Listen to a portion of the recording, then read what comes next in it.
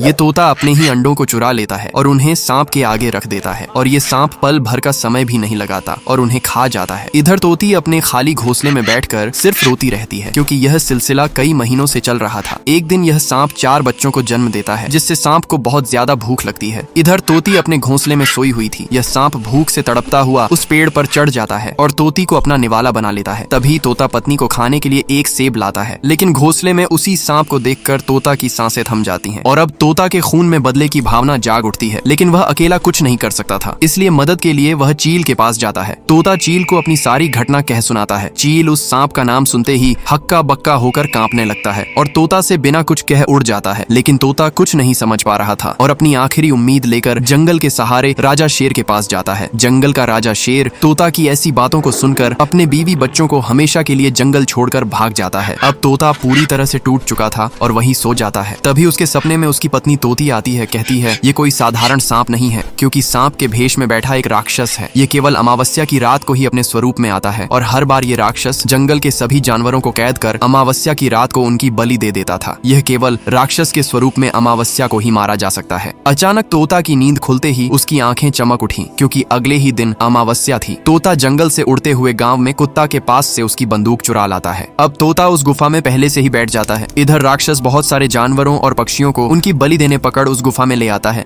अब तोता एक पल का समय भी खराब न करते हुए पूरी 6 की 6 गोलियां उसमें उतार देता है, जिससे राक्षस वहीं ढेर हो जाता है और पिंजरे में कैद सभी जानवरों को आजाद कर देता है। दोस्तों, तोता के लिए लाइक कमेंट कर दो।